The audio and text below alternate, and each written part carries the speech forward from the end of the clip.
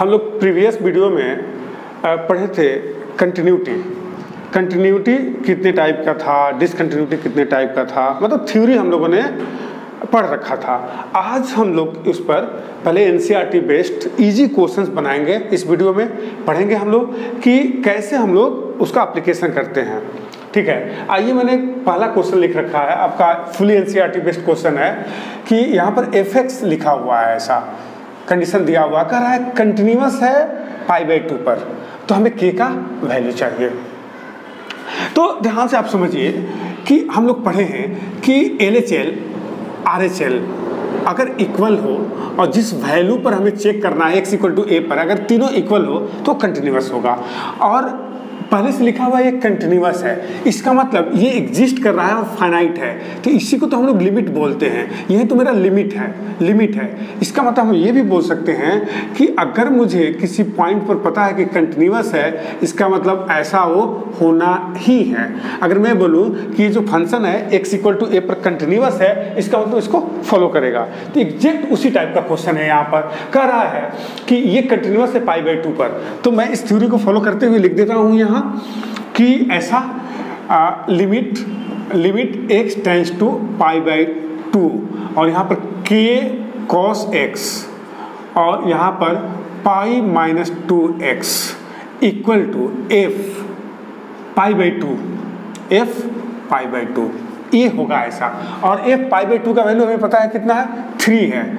तो अगर मैं चाहूँ यहाँ तो 3 लिख देता हूँ। तो बस हमें क्या करना है, लिमिट का वैल्यू फाइंड आउट करना है। आइए चेक करते हैं कौन सा फॉर्म में है ये। अगर मैं π/2 पुट करूँ यहाँ तो cos π/2 0 होता है। यहाँ पर मैं अगर पुट करूँ π/2 तो 2 × π/2, पाई बच गया, π-π/2, ये 0/0 का फॉर्म है। तो अगर ये कॉम्पिटिटिव एग्जाम के लिए रहता तो तुरंत हम एल हॉस्पिटल रूल लगा के बना देते, लेकिन ये अगर बोर्ड का क्वेश्चन है तो इसको कैसे बनाएंगे, हम लोग मान लेंगे लेट, यहाँ पर ऐसा कर लेंगे x - π/2 को h मान लेते हैं। तो देखिए तो x टेंस कर रहा है π/2 को, तो यहाँ π/2 अगर हम रिप्लेस करते हैं तो π/2 - π/2 0 होगा।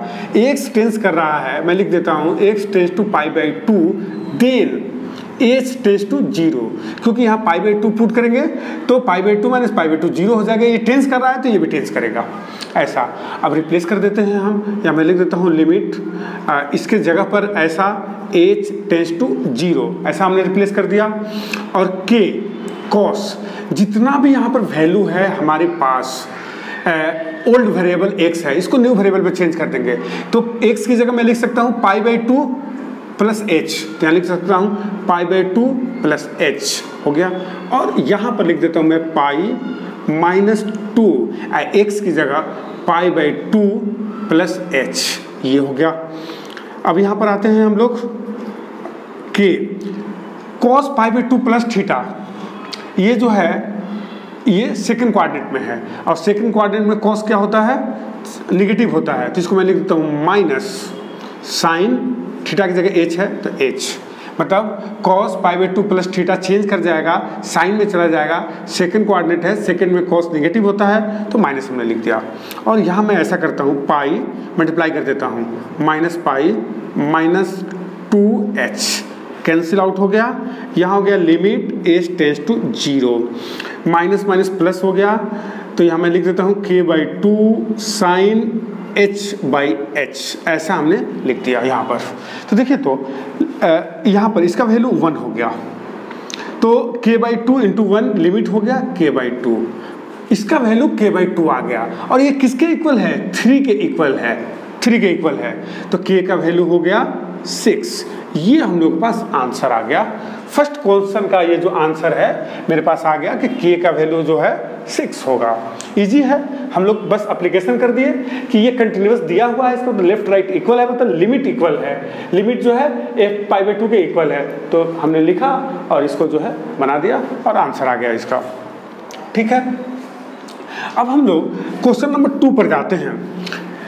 इसको देखते हैं कि आखिर ये इसकी रिक्वायरमेंट क्या है और कैसे इसको बनाएंगे। देखिए सेम क्वेश्चन है, कह रहा है कि एक फंक्शन है ऐसा, और ये जो है कंटिन्यूअस है x इक्वल टू 0 पर सेम कंटिन्यूअस है, इसका मतलब इसका लिमिट एग्जिस्ट करेगा 0 पर।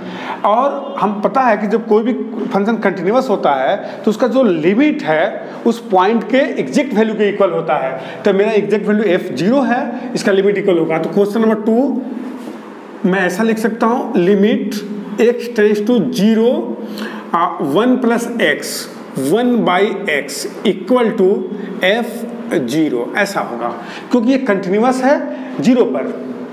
तो ये तो सिंपल है, ये तो आप फार्मूला भी है आपके पास, इसका वैल्यू e होता है तो मैंने लिख दिया e इक्वल टू f0। तो ये तो ऑब्जेक्टिव टाइप का क्वेश्चन है, ये ऑब्जेक्टिव टाइप का क्वेश्चन है, f0 का वैल्यू e आ गया, ये ऑब्जेक्टिव टाइप का क्वेश्चन था, इसका वैल्यू ये आ गया, f0 का वैल्यू आ गया e। ये तो बहुत ईजी क्वेश्चन है। अब आते हैं क्वेश्चन नंबर 3 का हम बात करते हैं। क्वेश्चन नंबर 3 देखिए, यहाँ पर लिखा हुआ है कि एक fx है, पार्ट वाइज है, x जब 0 नहीं है तो ये एक्सप्रेशन यूज होगा और x 0 है तो ये होगा, मतलब f0 का वैल्यू हमें पता है। और कह रहा है कि check continuity at x equal to 0। हमें यहाँ चेक करना है कि ये जो है कंटिन्यूअस है कि नहीं 0 पर।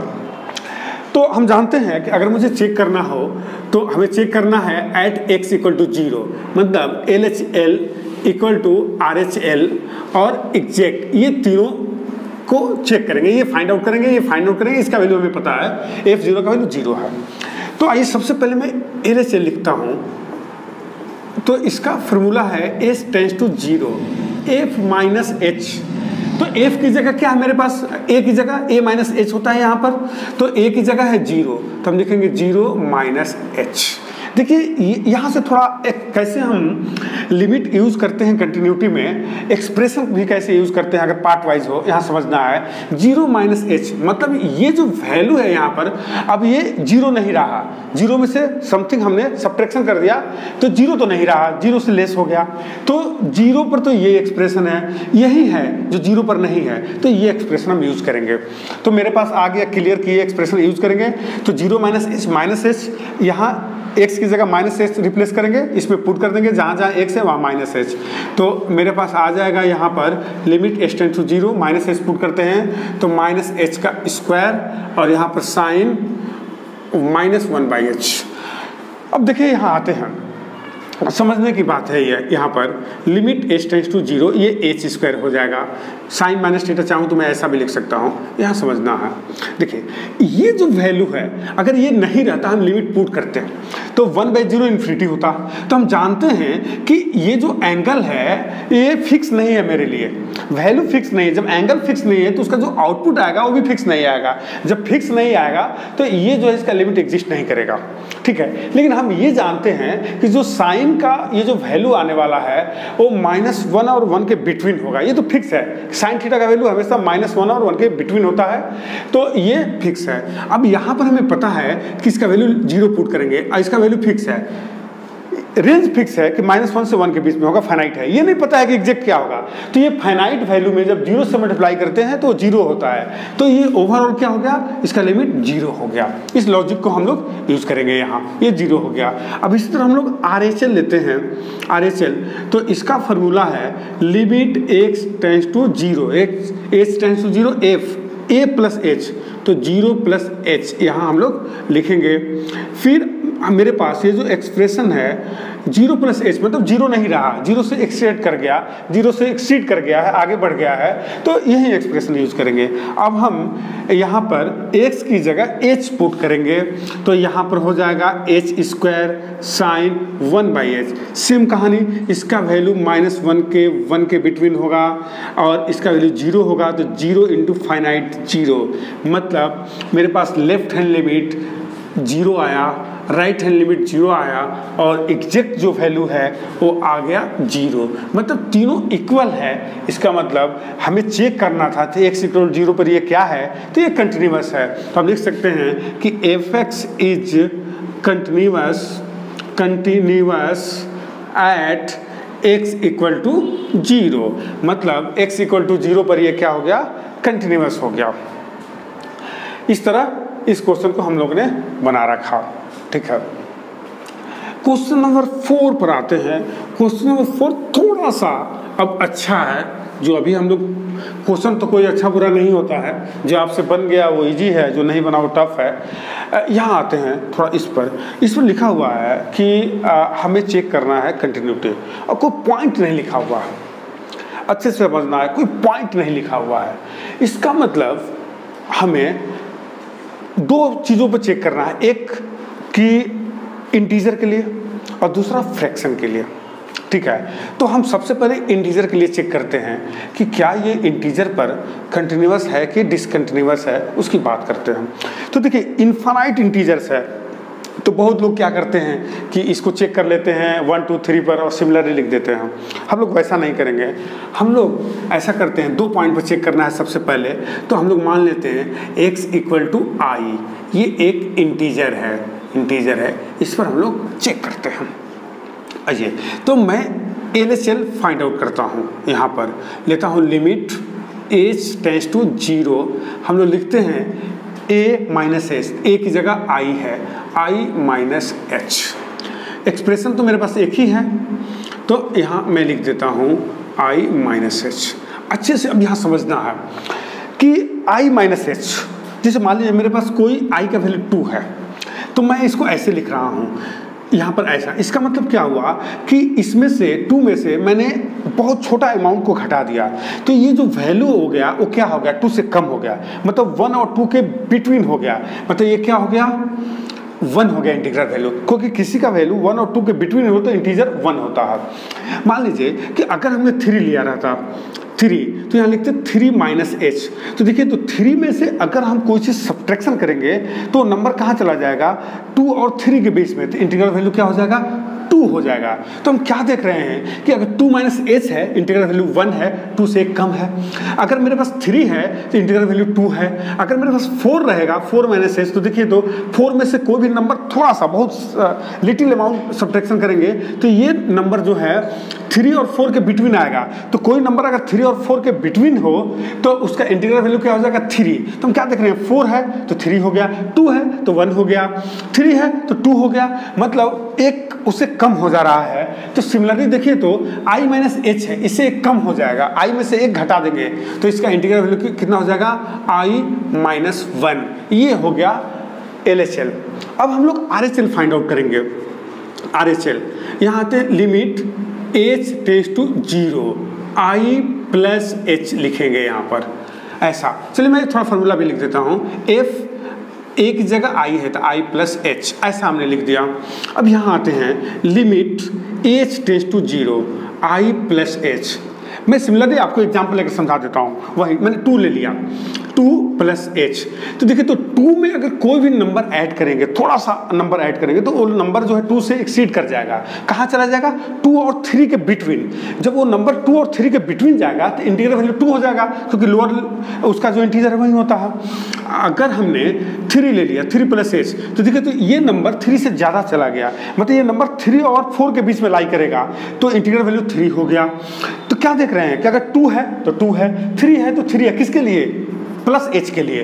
तो सिमिलरली यहाँ क्या देखेंगे, i+h है तो इंटीग्रल वैल्यू i हो जाएगा। तो हमने यहाँ पर इंटीजर कोई फिक्स नहीं किया, सारे इंटीजर के लिए ले लिया, जितना भी इंटीजर है सारे इंटीजर के लिए।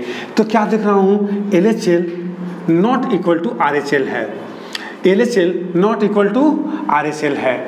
मतलब यहाँ पर ये जो है i-1 है और ये जो है i है, इसका मतलब ये सारे इंटीजर पर ये जो है डिसकंटिन्यूअस होगा, सारे इंटीजर पर डिसकंटिन्यूअस होगा।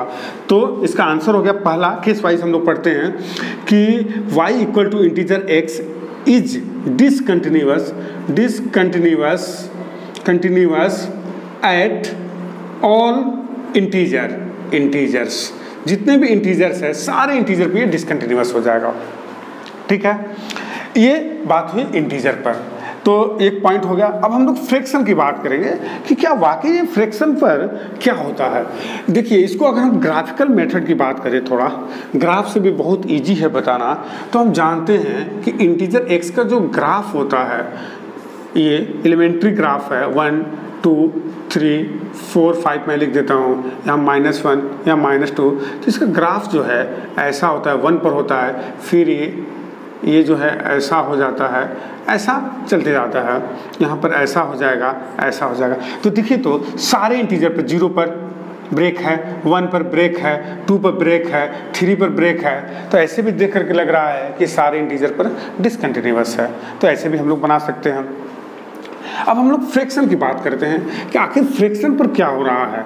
फ्रैक्शन पे ये डिसकंटिन्यू, तो देखिए फ्रैक्शन के लिए तो इंटीजर के लिए तो सिंबल है मेरे पास, आई लेते हैं। फ्रैक्शन के लिए कोई ऐसा सिंबल है नहीं, तो हम 2-3 फ्रैक्शन ले लेते हैं या एक ही ले लेते हैं, देख लेते हैं। मैं कोई भी मैं ले लेता हूँ, x = 2.4 ही ले लेता हूँ, ठीक है। और इस पर चेक करता हूँ LHL। तो यहाँ लिखेंगे limit s tends to 0 f 2.4 - h। अब मैं इसको रिप्लेस करता हूँ फंक्शन में 2.4 - h।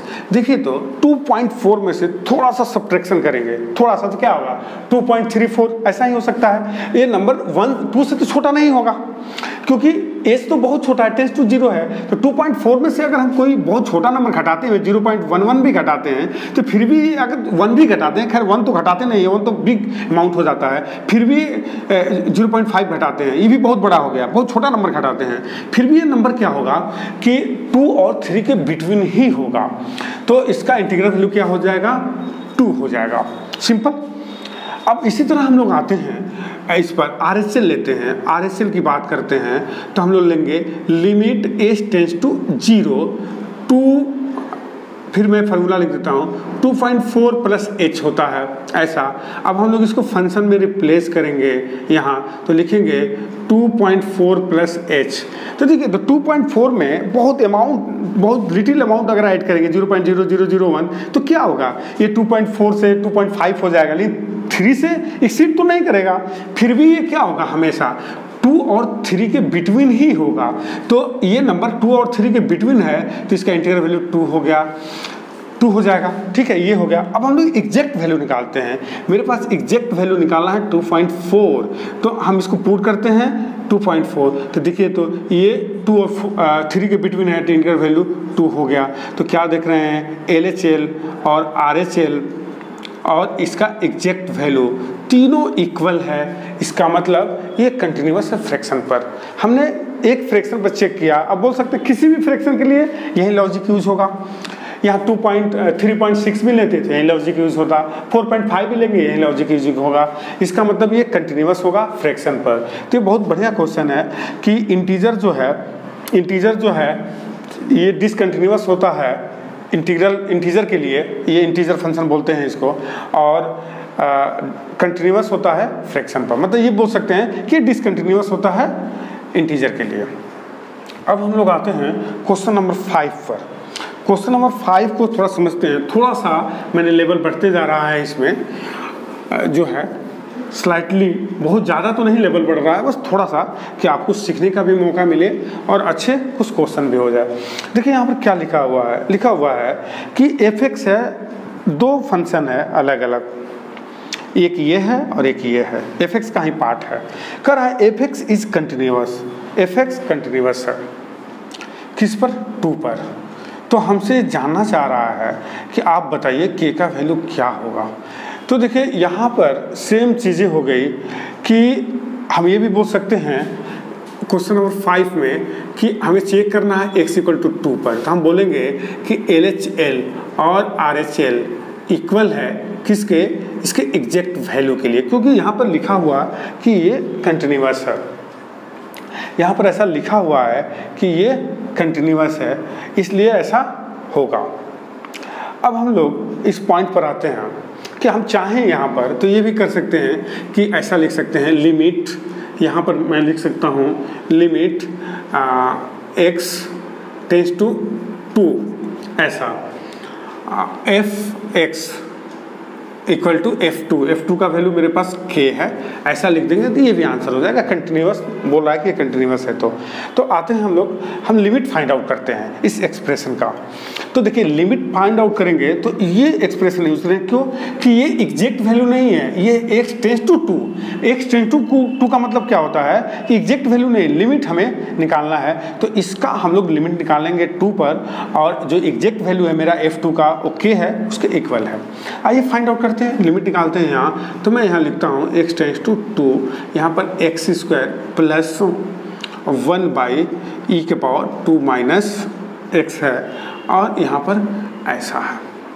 तो देखिए अगर मैं यहाँ पर ऐसा करूँ, ये तो बहुत इनडिटर्मिनेट फॉर्म है नहीं, क्योंकि ये तो फाइनाइट है अगर मैं पुट करूँगा तो, और ये भी जो है फाइनाइट ही है, इसलिए कोई है नहीं, इजी ही क्वेश्चन हो गया ये। मुझे लगा कि दूसरे टाइप का है। तो यहाँ हम लोग आते हैं, पुट कर देते हैं लिमिट। तो यहाँ पुट करेंगे तो कितना हो जाएगा, 2 का स्क्वायर 4, और थोड़ा यहाँ पर आते हैं 1 बाई 2 माइनस 2 0, ई का पावर 0। तो ई का पावर 0 क्या हो गया, ये तो 1 हो गया, यहाँ पर ऐसा हो गया। तो ये हो गया कितना, 5 का पावर ऐसा, मतलब 1/5। तो आंसर हो गया हम लोगों का यहाँ 1/5। ये इजी ही क्वेश्चन था, ये आंसर हो गया इसका 1/5। हम लोगों ने इस वीडियो में बस सिंपल क्वेश्चन अभी लिया है आपको इनिशियल के लिए, सीखने के लिए। नेक्स्ट वीडियो में हम लोग इसका लेवल जो है जी मेंस की ओर जाएंगे, और कुछ अच्छे क्वेश्चन बनाएंगे जी मेंस का, उसके बाद कुछ अच्छे क्वेश्चन जी एडवांस का। ठीक है, अभी जो है इस क्वेश्चन को प्रैक्टिस कीजिए। Thank you so much.